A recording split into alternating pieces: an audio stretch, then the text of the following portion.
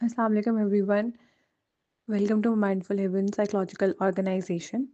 मेरा नाम अबीरा लतीफ़ है और मैं क्लिनिकल साइकोलॉजिस्ट हूँ। माइंडफुल हेवन के साथ काम कर रही हूँ। आज का जो हमारा टॉपिक है वो है इमोशनल स्कीमा थेरेपी। आपके इमोशंस क्या हैं और वो आपको क्या मैसेज पहुँचाना चाहते हैं, और इन इमोशंस को आप कैसे हैंडल कर सकते हैं, कैसे रेगुलेट कर सकते हैं। टॉपिक पे जाने से पहले अगर आपने अब तक हमारे चैनल को सब्सक्राइब नहीं किया है तो उसको सब्सक्राइब कर लें और बेल आइकन को प्रेस कर लें ताकि आपको हमारी फ्यूचर अपडेट्स मिलती रहें। अब हम चलते हैं टॉपिक की तरफ। आप ये सोचें कि इस वक्त आप कौन सा इमोशन महसूस कर रहे हैं। क्या आपको सैडनेस महसूस हो रही है? क्या आपको हैप्पीनेस महसूस हो रही है? क्या आपको किसी चीज़ से खौफ महसूस हो रहा है? जो भी इमोशन आप इस वक्त महसूस कर रहे हैं, थोड़ी देर के लिए मैं चाहूँगी कि आप उस इमोशन के बारे में सोचें और उसको नाम देने की कोशिश करें। हमारे कुछ इमोशनल स्कीमाज होते हैं। स्कीमा कहते हैं आपकी सोच को। जिस भी तरीके से आप अपने आप को, अपने आसपास की दुनिया को, अपने आसपास के लोगों को, अपने आसपास के एक्सपीरियंसेस को इंटरप्रेट करते हैं, उनको परसीव करते हैं, उसको स्कीमा कहते हैं। अमूमन हमारे स्कीमास होते हैं हमारे सोचों के बारे में, और अक्सर औक़ात हमारे स्कीमास जो हैं वो कुछ वाक़यात के बारे में भी हो सकते हैं। जैसे कॉग्निटिव बिहेवियरल थेरेपी में हमारे स्कीमास बिहेवियर के बारे में भी हो सकते हैं। आज हम जिन स्कीमास की बात करेंगे वो इमोशनल स्कीमास है। इमोशनल स्कीमास आपकी अपनी थ्योरी होती है, आपके नेचर ऑफ इमोशन के बारे में और जिस तरीके से आप उसको रेगुलेट करते हैं उसके बारे में। इमोशनल स्कीमा थेरेपी का फोकस होता है कि आपने वो थ्योरी ऑफ इमोशंस बिल्ड कैसे की है, उन इमोशंस का कॉन्सिक्वेंस क्या है आपकी ज़िंदगी के ऊपर, और वो कौन सी हेल्पफुल और अनहेल्पफुल स्ट्रैटेजीज आप इस्तेमाल कर रहे हैं इमोशनल को रेगुलेट करने के लिए। इमोशनल स्कीमा थेरेपी ये बताती है कि आपकी इंटरप्रिटेशन क्या है इमोशंस की, आप उसको इवैल्यूएट कैसे करते हैं और आप कौन सी स्ट्रैटेजीज इस्तेमाल करते हैं इमोशन से डील करने के लिए, उसको कंट्रोल करने के लिए। आप, मैं और इस वक्त जितने भी लोग इस वीडियो को सुन रहे हैं, हम डिफरेंट रेंज ऑफ इमोशंस को महसूस करते हैं।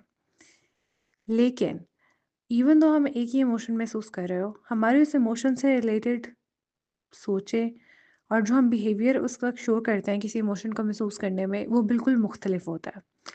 जैसे हम डिफ़र करते हैं इन टर्म्स ऑफ कि हमारी इमोशन की लेजिटिमेसी क्या है, और क्या हम उसके बारे में शेम महसूस करते हैं या गिल्ट। हमारी इमोशन की कॉज क्या है और हम उसको कैसे इंटरप्रेट कर रहे हैं, इसमें भी हम दूसरे लोगों से मुख्तलिफ होते हैं। फिर हमारी जो नीड ऑफ कंट्रोल है, इमोशन को कंट्रोल करने की, अपने आप को कंट्रोल करने की, वो भी हमें दूसरों से मुख्तलिफ बना देती है। जो हमारी इमोशन के बारे में एक्सपेक्टेशंस होती हैं कि इसकी ड्यूरेशन कितनी होगी, ये डेंजरस है कि नहीं, ये कब तक रहेगा, उससे भी मुख्तलिफ लोग मुख्तलिफ तरीके से अपने इमोशन की ड्यूरेशन को समझते हैं और उसके मुताबिक उस पे एक्ट करते हैं। फिर हमारे कुछ इमोशनल डिस्प्ले के स्टैंडर्ड्स होते हैं जो हम कल्चरली और सोशली अपनी लाइफ के एक्सपीरियंसेस के थ्रू सीखते हैं।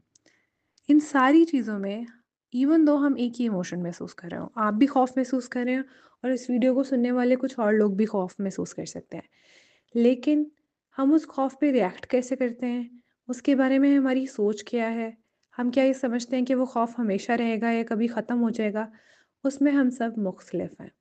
इमोशंस की कुछ यूनिवर्सल थीम्स होती हैं।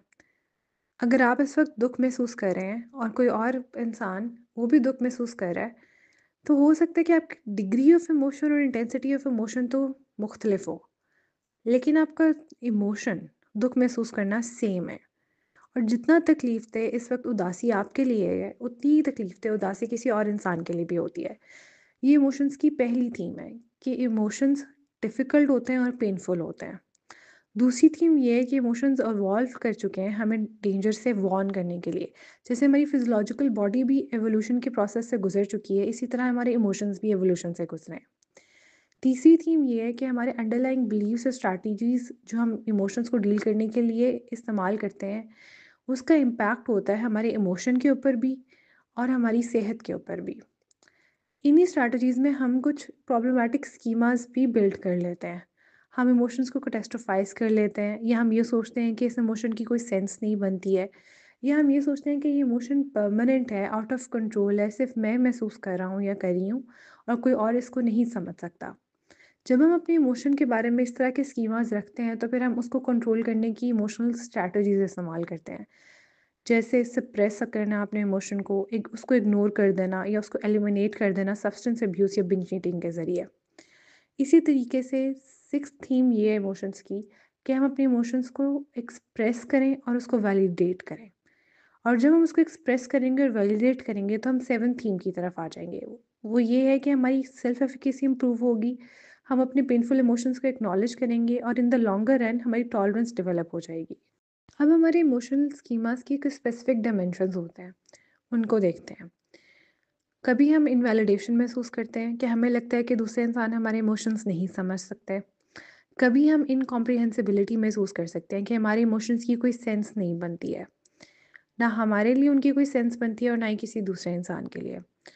कभी हम गिल्ट एंड शेम भी महसूस कर सकते हैं कि ये इमोशन जो मैं महसूस कर रही हूँ ये मुझे नहीं महसूस होना चाहिए। अगर मुझे गुस्सा आ रहा है तो मुझे गुस्सा ना आए, अगर मैं उदास हूँ तो मुझे उदासी नहीं होनी चाहिए। डीवैल्यूड इमोशंस ये होता है कि जब मेरे इमोशंस मेरे वैल्यूज़ के साथ मैच नहीं करते हैं। अगर मेरी मेरी वैल्यू ये है कि मुझे कभी भी गुस्सा ना आए, तो ऐसा ह्यूमनली पॉसिबल नहीं है, क्योंकि anger is a human emotion जो हम किसी भी वक्त महसूस कर सकते हैं। इसलिए जब भी मैं एंगर महसूस करूँगी तो वो वैल्यू मेरे इमोशन के साथ मैच नहीं करेगी। सिमिलरली ये भी हो सकता है कि मैं लॉस ऑफ कंट्रोल महसूस करूँ, कि मुझे अपने इमोशंस को बार बार कंट्रोल करने की ज़रूरत है, कि कहीं किसी को पता ना चल जाए कि मैं इस वक्त क्या महसूस कर रही हूँ। जैसे ही मैं अपने इमोशंस को इतना ज़्यादा कंट्रोल करने की कोशिश करती हूँ, साथ ही मैं नमनेस भी महसूस करती हूँ, कि मुझे इंटेंस और स्ट्रॉन्ग इमोशंस महसूस नहीं होते हैं। मुझे तकलीफ थे वाक़या तो याद होता है, लेकिन उस वक़्त मेरे ज़हन में क्या सोच थी, इमोशन क्या था, मैं महसूस क्या कर रही थी, वो याद नहीं होता है। इसी तरीके से हम कभी-कभी ओवरली रैशनल भी हो जाते हैं, कि हम अपने इमोशन में लॉजिक तलाश करते हैं, उसको सिर्फ़ और सिर्फ़ महसूस करने के बजाय। डिप्रेशन के अक्सर पेशेंट्स अपने इमोशंस पे रूमिनेट करते हैं। वो अपनी नेगेटिव फीलिंग्स को बार-बार रिलिव करते हैं, नेगेटिव एक्सपीरियंसेस को बार-बार ज़हन में लेके आते हैं और फिर उनके अंदर मीनिंग तलाश करने की कोशिश करते हैं। नॉन एक्सेप्टेंस ऑफ फीलिंग ये है कि मैं अपने इमोशंस को एक्सपीरियंस ना करूँ, उनको अलाउ ही ना करूँ कि वो मुझे महसूस हो सके। लो एक्सप्रेशन ये होता है कि मैं अपने इमोशंस को ओपनली एक्सप्रेस ना करूँ। जब मुझे खुशी महसूस हो तो मैं हँसूँ नहीं, जब मुझे रोना आए तो मैं अपने आंसू ना ज़ाहिर करूँ।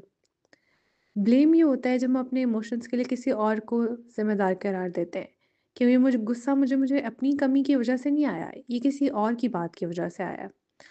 हम में से अक्सर लोग अपने इमोशंस की ड्यूरेशन को भी बहुत ज़्यादा एम्फसाइज़ करते हैं, कि ये इमोशन हमेशा हमेशा के लिए रहेगा और मैं कभी भी इससे छुटकारा नहीं पा सकूँगी।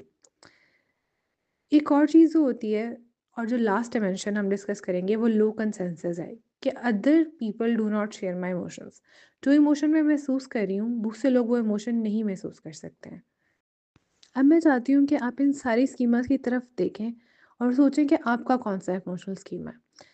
क्या आप इनकॉम्प्रहेंसिबिलिटी महसूस करते हैं अपने इमोशन के बारे में, कि आपका इमोशन आपको समझ में नहीं आता, या आप दूसरों को ब्लेम करते हैं अपने इमोशंस के लिए, या आप ड्यूरेशन का स्कीमा इस्तेमाल करते हैं कि मेरा ये इमोशन जो मैं इस वक्त इस पर्टिकुलर मोमेंट में महसूस कर रही हूँ वो हमेशा हमेशा के लिए रहेगा।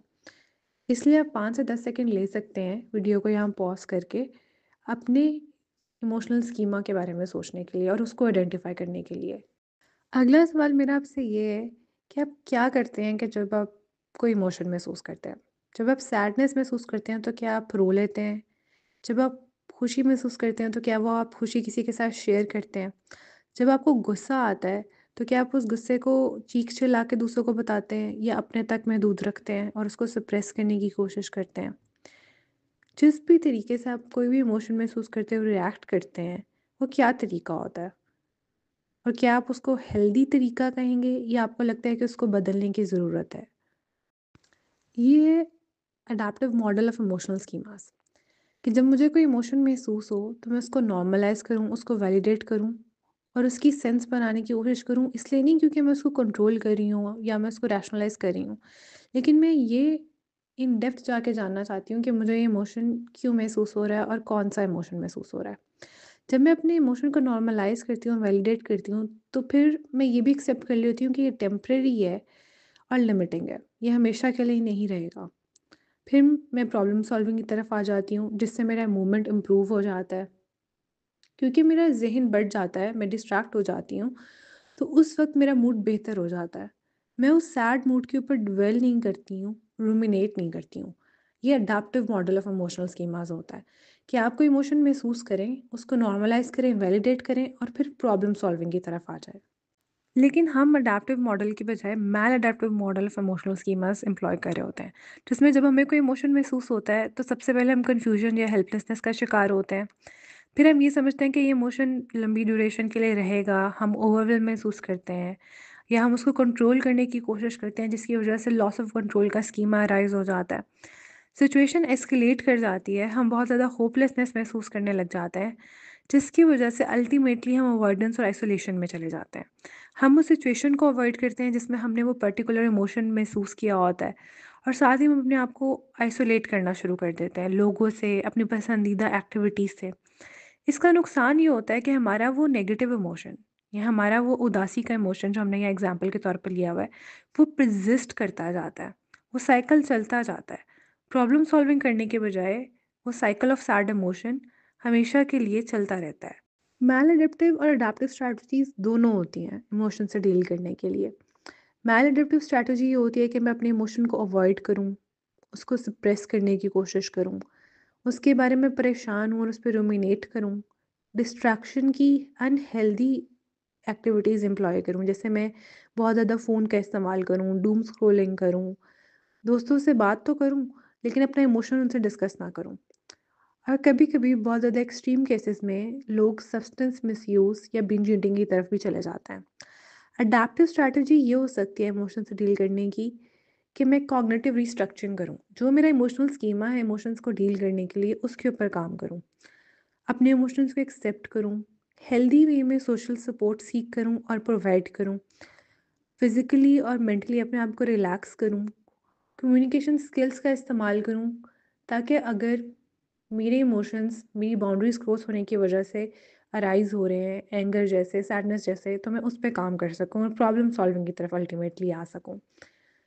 आप इनमें से कौन-सी स्ट्रैटेजीज़ एम्प्लॉय करते हैं? आप जो भी स्ट्रैटेजी अपने इमोशन से डील करने के लिए एम्प्लॉय करते हैं, आपने वो खुद नहीं सीखी है। बचपन में आपने अपने घर में बड़े बूढ़ों को किसी न किसी तरीके से इमोशंस को डील करते हुए देखा। आपने देखा कि आपके अम्मी-अब्बू में से कोई एक गुस्से में चीखता है और उनमें से कोई एक जब उदास होता है तो अपने इमोशन को इग्नोर करता है और सप्रेस करता है।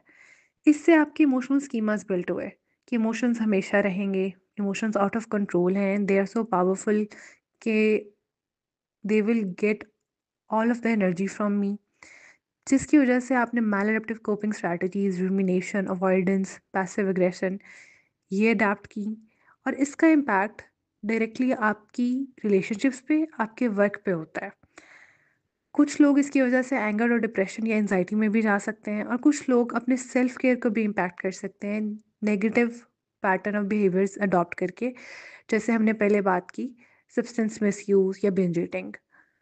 कल्चरली हमारा इमोशनल स्कीमा जो प्रेजिस्ट करता है वो गिल्ट और शेम का है, जिसके बारे में हम अब बात करेंगे।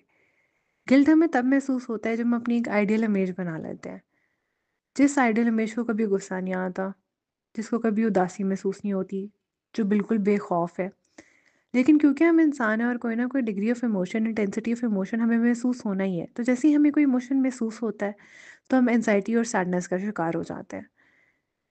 लेकिन क्योंकि मेरी आइडियल इमेज को तो गुस्सा नहीं आना चाहिए, मेरी आइडियल इमेज को तो खौफ नहीं महसूस होना चाहिए, तो लेकिन जब वो खौफ मुझे महसूस होता है और मैं उसको गिल्ट के ज़ुमरे में ले आती हूँ, तो वो इमोशन इंटेंसिफाई हो जाता है, जिसकी वजह से वो इमोशन बार-बार वो साइकिल ऑफ गिल्ट पर्सिस्ट करता रहता है। सिमिलरली शेम तब होती है जब हम अपने आप को और अपनी ज़ात को और अपने इमोशन को एक्सेप्ट नहीं करते हैं। उससे हम अपने आप को छुपाते हैं।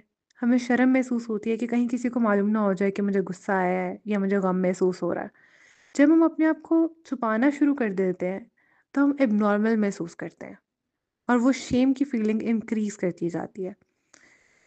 ये सारा जो हमने साइकिल अभी पढ़ा, ये गिल्ट और शेम का, ये हमारे लिए कल्चरली रेलेवेंट इसलिए है क्योंकि सोशली हमें ये वाले 2 स्कीमा सबसे ज़्यादा सिखाए जाते हैं। कॉन्शियसली या अनकॉन्शियसली हम इनको पिकअप कर लेते हैं और फिर इनको throughout our life employ करते रहते हैं। अभी तक तो हमने बात की थी कि आपके इमोशंस क्या हैं, उनके साथ स्कीमास कौन से अटैच्ड होते हैं और आपने वो कोपिंग कैसे सीखी होती है। अब हम बात करते हैं कि वो कौन-सी इंटरवेंशंस हैं, जिनको इस्तेमाल करके आप अपने इमोशनल स्कीमास को मोल्ड कर सकते हैं, मॉडिफ़ाई कर सकते हैं। पहला स्टेप है वैलिडेशन। आपने अपने इमोशन को वैलिडेट करना है।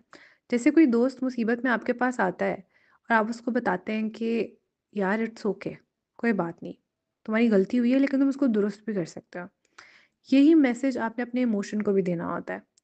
वैलिडेशन जो होता है ना, वो ट्रूथ होता है in what we feel and what we think. और वो आती तब है जब हम एम्पैथी और कंपैशन दोनों चीज़ें अपने तरफ एड्रेस करते हैं। एम्पैथी ये होती है कि मैं अपनी फीलिंग को रिकॉग्नाइज करूं। कंपैशन ये है कि मैं अपनी फीलिंग को वही डिग्री ऑफ फीलिंग और केयर प्रोवाइड करूं जो मैं किसी और इंसान को प्रोवाइड करती हूँ। कार्ल रॉजर्स ने इसी का नाम अनकंडीशनल पॉजिटिव रिगार्ड दिया था। वैलिडेशन के 4 स्टेप्स होते हैं। पहला स्टेप है रिफ्रेजिंग। आपने अपने आप को ये बताना है कि हाँ, मैं सैड महसूस कर रही हूँ। It's okay. अपने इमोशन को आइडेंटिफाई करना है और अपने आप को बताना है कि मैं कौन सा इमोशन महसूस कर रही हूँ। जैसे हम शीशे में देख के बात करते हैं ना, बिल्कुल वैसे ही। फिर अपने इमोशन से एम्पैथाइज करना है कि it's okay for me to be sad about this. It's okay for me अगर मैं खौफ महसूस करती हूँ किसी एग्ज़ाम से पहले। इट्स ओके फॉर मी अगर मुझे गुस्सा आता है। अब हमने इस सिचुएशन में ट्रुथ फाइंड करना है कि अगर मेरी जगह पे कोई और इस सिचुएशन में होता तो क्या वो भी सैड होता? क्या उसको भी वही इमोशन महसूस होता जो मुझे महसूस हो रहा है? और अगर किसी और को भी यही इमोशन महसूस होता तो फिर मेरा इस इमोशन को महसूस करने में क्या गम है? क्या शेम है? फिर हम एक्सप्लोर करते हैं कि सिचुएशन में मेरी थॉट्स क्या हैं? जिस ट्रिगर की वजह से, एनवायरमेंटल फैक्टर की वजह से मुझे पर्टिकुलर इमोशन महसूस हो रहा होता है, क्या वो ट्रिगर या एनवायरमेंटल फैक्टर ऐसा है जिसके ऊपर मैं काम कर सकती हूँ? क्या मैं अपना इमोशनल रिस्पॉन्स को थोड़ा-सा मोल्ड कर सकती हूँ? ये चीज़ें हमें तब समझ आना शुरू होती हैं जब हम सबसे पहले आइडेंटिफ़ाई और एक्सेप्ट कर लेते हैं अपने इमोशन को। अब हमने जब अपने इमोशंस को और उनके डायमेंशंस को आइडेंटिफ़ाई कर लिया है, तो अब उसमें मॉडिफ़िकेशन का काम भी करना है। अगर आपको लगता है कि आपके इमोशन आपके लिए सेंस नहीं बनाते हैं, इनकॉम्प्रिहेंसिबिलिटी का स्कीमा है, तो आपने बिहेवियरल एक्टिवेशन की तरफ आना है, जिसमें हम अपनी डेली लाइफ में ऐसी एक्टिविटीज़ ऐड करते हैं, जिससे हमें खुशी महसूस हो। वो एक्टिविटीज़ जो हमने इमोशनल बैगेज की वजह से छोड़ दी होती हैं। जैसे अगर आपको पेंटिंग से खुशी महसूस होती थी, तो आई वुड सजेस्ट कि आप दोबारा पेंटिंग करना शुरू कर दें। अगर आपको दोस्तों से मिलने में, उनके साथ उठने-बैठने में खुशी महसूस होती थी, तो आप उनके साथ मिलना शुरू कर दें। हम में से कुछ ऐसे भी होते हैं जिनको इमोशनल स्कीमा ड्यूरेशन का लाग होता है। ड्यूरेशन का इमोशनल स्कीमा ये था कि मैं ये सोचूं कि ये पर्टिकुलर इमोशन बहुत ज़्यादा देर के लिए रहने वाला है, जबकि हकीकत ऐसी नहीं है। कोई भी इमोशन एक पर्टिकुलर टाइम के बाद नहीं रहता है। अगर आप अपनी इस सोच का फ़ायदा और नुकसान निकालें, तो आपको ये एहसास होगा कि इसका नुकसान ज़्यादा है और फ़ायदा कम। और इसकी ऑल्टरनेटिव थॉट ये हो सकती है कि मैं ये एक्सेप्ट कर लूँ कि ये इमोशन थोड़े टाइम के लिए है, जैसे मेरे पिछले इमोशंस भी थोड़े टाइम के लिए थे, और थोड़े टाइम बाद ये इमोशन खुद ब खुद ही चला जाएगा। इमेजरी इंडक्शन और एक्सेप्टेंस हम अगली स्लाइड्स में डिस्कस करते हैं। एक्सेप्टेंस ये होती है कि मैं लोकस ऑफ कंट्रोल अपने इमोशन की तरफ दे दूँ। बहुत दफ़ा हम ये समझते हैं कि अगर हम एक्सेप्ट कर लेंगे किसी चीज़ को, तो हम अपनी हार को भी एक्सेप्ट कर लेंगे। हम ओवरवेल्म हो जाएँगे, सिचुएशन एस्केलेट कर जाएगी और इम्पेयरमेंट बढ़ जाएगी। हम अपने इमोशन को ना एक दोस्त की तरह नहीं देखते हैं। हम देखते हैं कि हमारा इमोशन एक दुश्मन है जो हमें अटैक करने की कोशिश कर रहा है। और अगर मैंने इसको एक्सेप्ट कर लिया तो सारी ताकत क्योंकि इसके पास चली जाएगी, तो फिर ये मुझे टेक ओवर कर सकता है। इसलिए हम उसको कंट्रोल करने की, अपने आप को नम करने की और इस तरह की स्ट्रैटेजीज़ इस्तेमाल करते हैं। लेकिन जब हम इमोशन को एक्सेप्ट कर लें ये समझ के कि this is human of me to feel this particular emotion, तो हमारा फोकस गोल्स के ऊपर चला जाता है। इमोशन बैकग्राउंड पे चला जाता है और फिर हम अपने वैल्यूड गोल्स को अचीव करने लग जाते हैं। इसलिए एक्सेप्टेंस बहुत ज़रूरी है। एक्सेप्टेंस का पहला स्टेप ये है कि आप अपने आप से पूछें कि क्या होगा अगर आप ये इमोशन एक्सेप्ट कर लेंगे तो।